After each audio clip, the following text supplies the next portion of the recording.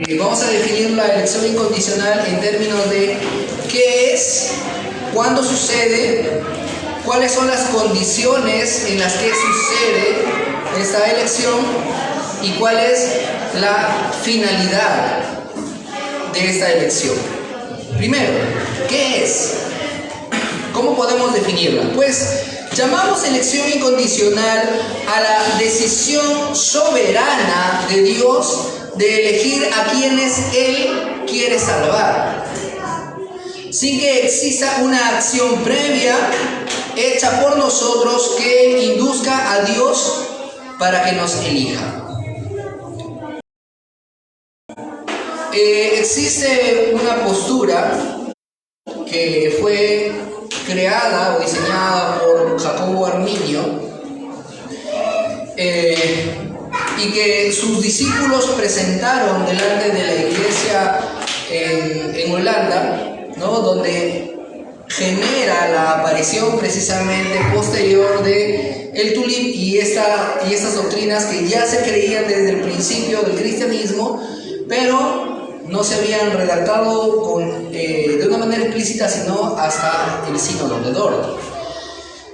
No, ellos creen y enseñan hasta la actualidad que la forma como el Señor elige a las personas es que Dios ve a través del llamado corredor del tiempo, ve hacia el futuro quiénes lo iban a elegir, quiénes iban a elegir el Evangelio, quiénes iban a decir, sí Señor, yo te acepto, yo creo en ti, y a ellos el Señor los elige, no los elige.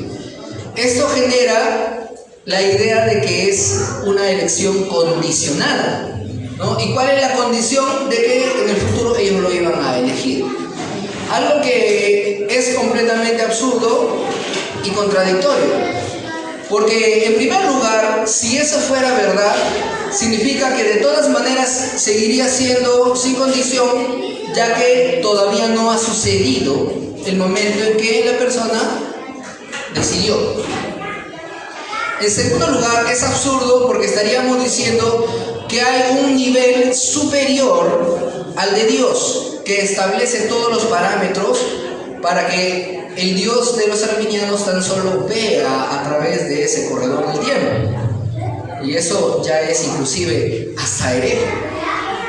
Pero no les vamos a decir herejes a los arminianos, por supuesto, sino más bien que nosotros tenemos la convicción de que las elecciones de Dios no están condicionadas, y eso lo vamos a ver un poquito después. Pero en este punto nos vamos a centrar de que las elecciones de Dios son completamente decisión suya y una acción soberana de Él. Vamos a ver Efesios capítulo 1, verso 11.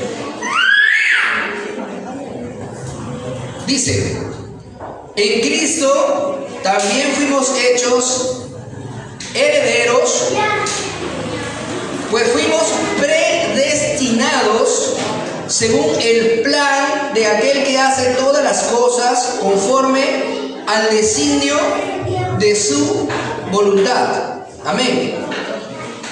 Según el plan de aquel que hace todas las cosas conforme al designio de su voluntad. Amén. Acuérdense de estas dos palabras que vamos a aprender. Bueno, yo sé que la mayoría lo sabe, pero vamos a recordarlas el día de hoy. La primera es coacción y la segunda es coerción. ¿Han escuchado de esos términos? ¿Qué significa coacción y qué significa coerción? La coacción significa que yo actúo en reciprocidad de la actuación de otra persona, ¿no? Y eso es bastante común en los seres humanos. La persona que es amable con nosotros, nosotros también le respondemos de forma amable, ¿no? Como dijera entre la ley de Newton, toda acción conlleva a una reacción, ¿no? Ya, eso es la coacción. Y la coerción es cuando tú haces algo bajo presión, ¿no? Bajo presión. Como cuando el asaltante te tiene una pistola en la cabeza y te dice, dame todo lo que tienes, ¿no? Estás presionado a responder. Pues en las decisiones de Dios no existe ni coacción ni coerción. Y eso es lo que tenemos que estar convencidos. Porque si decimos de que Dios responde, o sea, Él elige a aquellos que lo iban a elegir, significa que hay una coacción, ¿no? Que Dios está respondiendo a la acción soberana del hombre. Y eso no es así, eso es completamente falso. Ya vimos aquí que Él hace todas las cosas conforme al designio de su voluntad. No hace las cosas conforme a la voluntad del ser humano. Romanos capítulo 9, verso 16 dice: por lo tanto, la elección no depende del deseo ni del esfuerzo humano, sino de la misericordia de Dios. Otras versiones que ustedes pueden tener ahí, quizá diga, no depende del que quiere ni del que corre, sino de Dios, que tiene misericordia. Amén. Entonces, tenemos que entender nuevamente, no depende la elección de Dios de la elección del ser humano, sino que Él, de su soberana voluntad, es quien elige. Juan capítulo 15, verso 16, parte A. No me escogieron ustedes a mí, sino que yo los escogí a ustedes. Amén. Bien, entonces, ¿qué es? Ya definimos, la elección incondicional es la decisión soberana de Dios de elegir a quienes Él quiere salvar, sin que exista una acción previa hecha por nosotros que induzca a Dios para que nos elija. 2. ¿Cuándo sucede? ¿Cuándo sucede? Pues sucede antes de la fundación y creación de todas las cosas, por lo cual a esta doctrina nosotros la conocemos como la predestinación. Amén. No confundamos predestinación con predeterminación, que aunque son similares, no es lo mismo. Más adelante ya hablaremos acerca de la predeterminación de Dios y todo lo que concierne a su divina providencia, pero cuando hablamos de la predestinación, hablamos acerca de la elección incondicional de Dios para salvación. Amén. Efesios capítulo 1, versos 4 y 5 dice: Dios nos escogió en Él. ¿En quién Él? En Cristo, antes de la creación del mundo, para que seamos santos y sin mancha delante de Él. En amor nos predestinó para que seamos adoptados como hijos suyos por medio de Jesucristo, nuevamente repitiendo una frase similar a la que hemos visto en el punto anterior, según el buen propósito de su voluntad. Romanos capítulo 8, verso 29, la primera parte dice: porque a los que Dios conoció de antemano, también los predestinó. Amén. Entonces, ¿cuándo es que el Señor nos eligió? Cuando vinimos acá a la iglesia y dijimos, sí Señor, te acepto. No, ni siquiera cuando estábamos por nacer, el día que fuimos concebidos y el Señor dijo, a ti te elijo. No, mucho antes.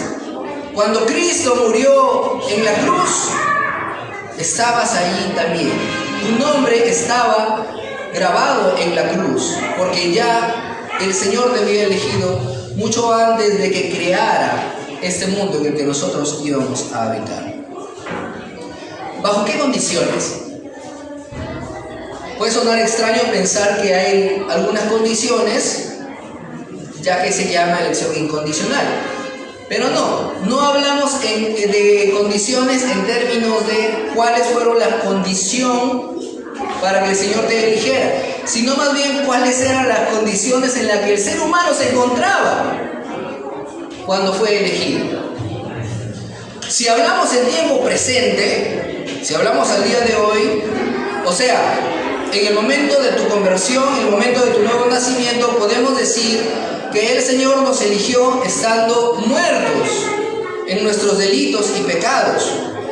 Pero si nos guiamos al momento exacto de la predestinación, fue mucho antes de que hayamos sido creados. O sea, todos tus pecados fueron perdonados en tiempo futuro. Porque hay muchas iglesias que te dicen que en el momento en que tú viniste aquí y dijiste, Señor, yo te acepto como Salvador, ¿no? En ese momento tú naciste de nuevo, en ese momento por gracia fuiste salvo, pero si pecas, entonces has perdido tu salvación y tienes que recuperarla, y luego tienes que cuidarla, ¿no? Porque ahora ya depende de ti, ahora ya son por tus obras, prácticamente te están diciendo. Pero no recuerdan que en el momento que el Señor nos predestinó, que es antes de la fundación del mundo, y está literalmente escrito en Efesios y en Romanos, ni siquiera habías nacido. Entonces, ¿cuál de tus pecados pagó Cristo en la cruz? ¿Qué me pueden responder? ¿Cuál de nuestros pecados pagó Cristo en la cruz? Todos. Amén. Todos. Los que cometiste antes de venir a la fe y los que cometes después de venir a la fe. Todos. Efesios capítulo 2, versos 4 y 5 dice: pero Dios, que es rico en misericordia, por su gran amor por nosotros, nos dio vida con Cristo, aun cuando estábamos muertos en pecado. Por gracia ustedes han sido salvados. Eso se vio la semana pasada, ¿no? La depravación total. El ser humano espiritualmente está completamente muerto. Y si el ser humano está completamente muerto, ¿cómo es que puede elegir a Dios? Si el que está muerto no puede sujetarse a la ley de Dios, ¿no? Y son dos términos que van juntos: no quiere ni puede. No quiere ni puede. Entonces, si no queremos ni podemos sujetarnos a la ley de Dios, ¿cómo podría ocurrírsele a una persona que tiene la capacidad de decirle a Dios: yo te elijo, como si fuera Pokémon, yo te elijo? No es posible. Si no es que Dios, en su infinito amor y misericordia, mucho antes de que hayamos sido creados, Él nos eligió a nosotros. Y cuando tú vienes a la iglesia, cuando tú vienes y respondes al mensaje del Evangelio, lo que estás haciendo es precisamente responder a la elección de Dios. No pienso entrar en detalles porque me estaría adelantando a la próxima semana a la gracia irresistible. Perdón, a 2 semanas a la gracia irresistible, porque la próxima todavía es la expiación limitada. Así que no voy a entrar a esos detalles y los voy a dejar en suspenso para cuando corresponda. Pero el día de hoy tenemos que entender ese punto, de que nosotros respondemos al llamado del Evangelio porque y solo porque el Señor ya nos había elegido desde antes de la fundación del mundo.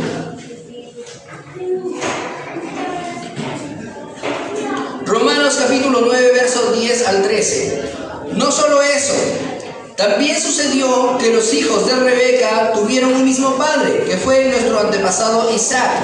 Sin embargo, antes que los mellizos nacieran o hicieran algo bueno o malo, y para confirmar el propósito de la elección divina, no en base a las obras, sino al llamado de Dios, se le dijo a ella: el mayor servirá al menor.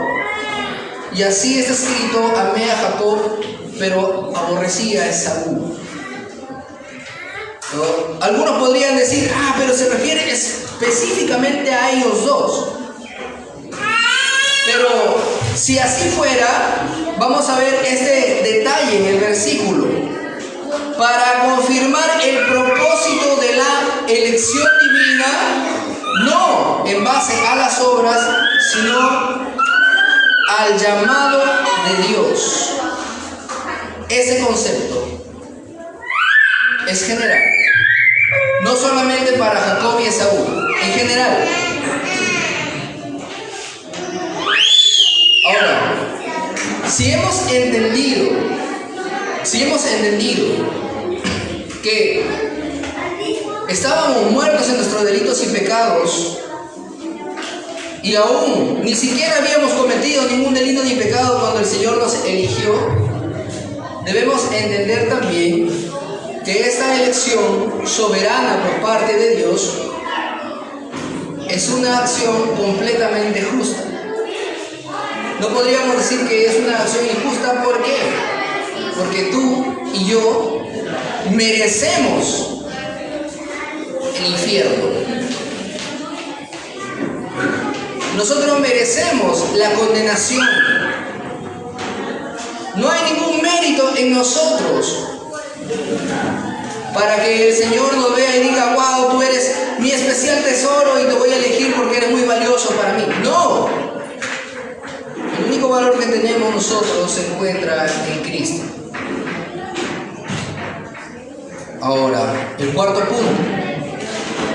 ¿Cuál es la finalidad entonces de esta elección?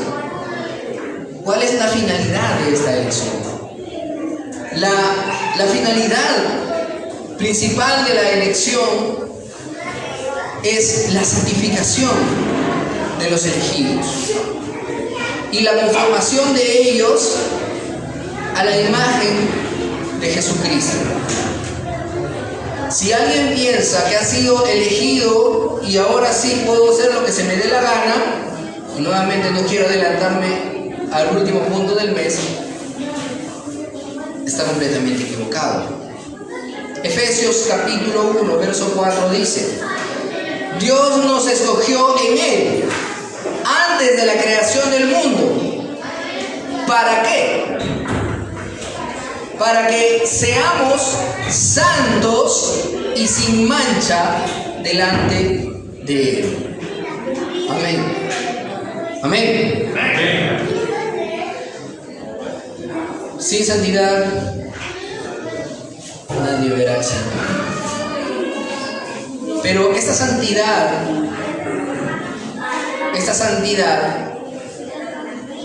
no es algo que nosotros podamos lograr por nuestras obras. Segunda carta a los Tesalonicenses, capítulo 2, verso 13 dice: nosotros, en cambio, siempre debemos dar gracias a Dios por ustedes, hermanos amados por el Señor, porque desde el principio Dios los escogió para ser salvos mediante la obra santificadora del Espíritu y la fe que tienen en la verdad. Amén. Así que tenemos desde el momento de nuestra conversión hasta el momento que vayamos a morir o venga el Señor, una dependencia completa del Espíritu Santo, porque es Él el único que va a realizar la obra santificadora en nosotros por medio de la verdad que tenemos revelada en las Escrituras. Segunda carta a Timoteo, capítulo 1, verso 9. Pues Dios nos salvó y nos llamó a una vida santa, no por nuestras propias obras. Y está bastante claro. Yo la verdad que tengo un problema bastante grande con las personas que siguen insistiendo en la idea de que tienes que cuidar tu salvación ahora y por tus obras, por tu esfuerzo, cuando aquí bien claro dice: no por nuestras propias obras, sino por su propia determinación y gracia. Nos concedió este favor en Cristo Jesús antes del comienzo del tiempo. Nos concedió este favor, su elección antes del comienzo del tiempo, en Cristo Jesús. Romanos capítulo 8, verso 29 dice: Porque a los que Dios conoció de antemano, también los predestinó a ser transformados según la imagen de su Hijo, para que Él sea el primogénito entre muchos hermanos. Amén. Así que, ¿cuál es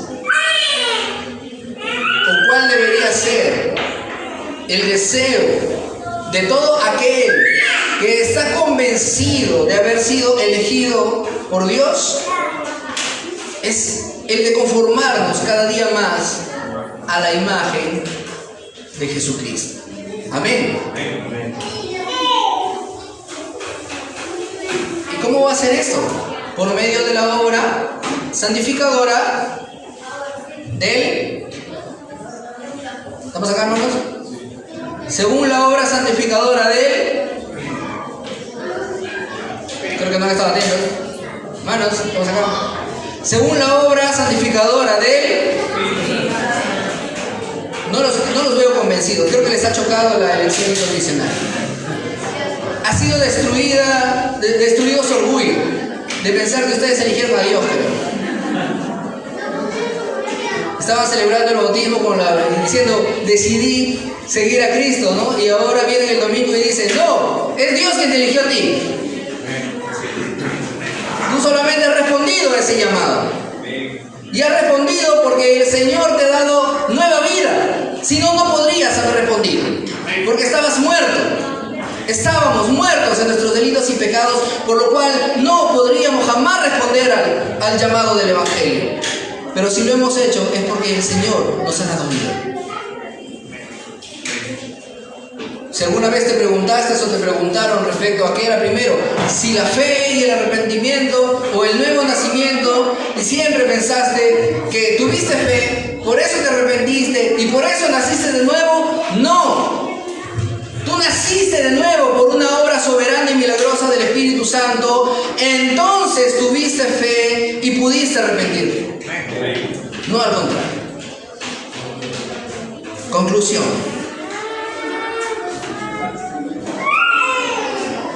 La mejor y mayor conclusión que puedo dar es leer literalmente Romanos, capítulo 9, versos del 14 al 23. Literalmente. ¿Qué concluiremos? Todavía dice. ¿Qué concluiremos? ¿Acaso es Dios injusto? Pablo respondiéndole a los arminianos. De ninguna manera.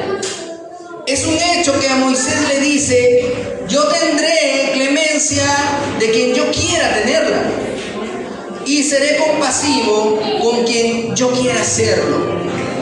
Por lo tanto, la elección no depende del deseo ni del esfuerzo humano, sino de la misericordia de Dios. Porque la Escritura le dice a Faraón, te he levantado precisamente para mostrar en ti mi poder y para que mi nombre sea proclamado por toda la tierra.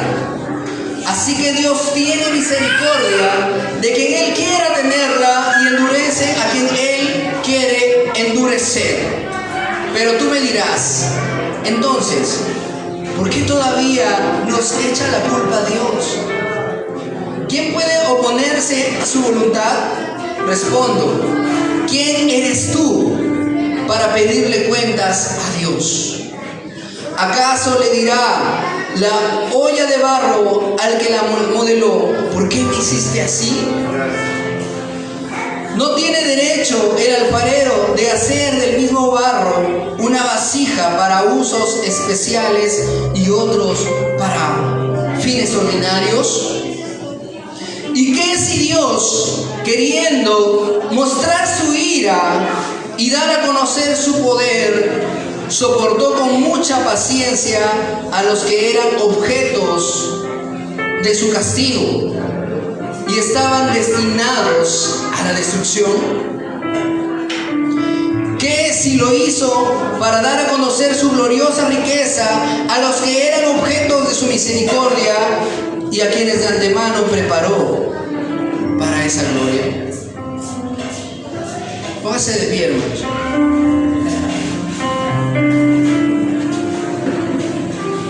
Yo sé que esta doctrina es complicado de entender. Sé que a veces podemos caer en la tentación de creernos más justos que Dios. Podemos caer en la tentación de creernos jueces y tener a Dios sentado en el banquillo y decir: no, eso no es posible, porque no es posible que el Señor envíe sin esperanza y sin opción a personas al infierno. Pero en realidad todos estábamos en el infierno ya. No partes de una línea neutral donde si decides por Dios te vas al cielo y si decides rechazarlo te vas al infierno. No, nosotros estábamos ya condenados y Él en su misericordia nos ha llamado.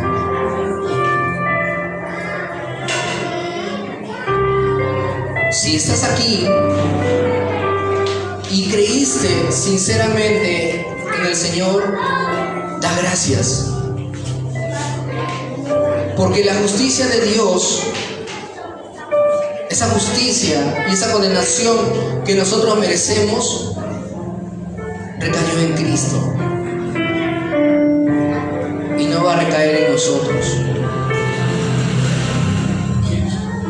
De manera de que no hay ninguna injusticia en Dios.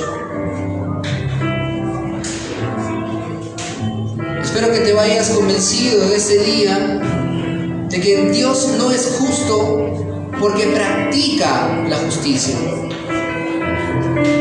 sino que todo lo que hace es justo porque Él es justo, porque es la esencia misma de la justicia. Oremos.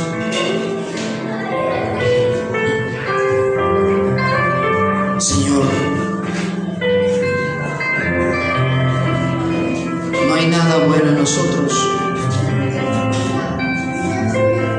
Tu palabra dice que desde el cielo viste la tierra y no encontraste nada bueno. No hay ningún justo. No hay ni siquiera uno. No hay quien practique el bien. ¿Cómo podría pensar de que fuimos nosotros los que en nuestra gran capacidad decidimos por ti? Sino más bien solo puedo agradecerte porque fuiste tú el que nos eligió. Como diría Charles Spurgeon, gracias porque me elegiste antes de que naciera, porque quizá después no me habrías elegido. Aún estando en la fe, siempre te estamos fallando, siempre estamos pecando. Pero en tu misericordia tú nos recuerdas y nos dices: yo te elegí desde antes de la fundación del mundo. Tú conocías que te íbamos a fallar. Tú conocías que íbamos a pecar.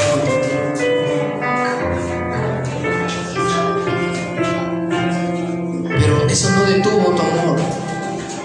Eso no detuvo tu misericordia. Sino que enviaste a tu Hijo a recibir ese juicio justo que nosotros merecíamos. Y ahora solo podemos darte gracias. Gracias por tu amor. Gracias, Señor.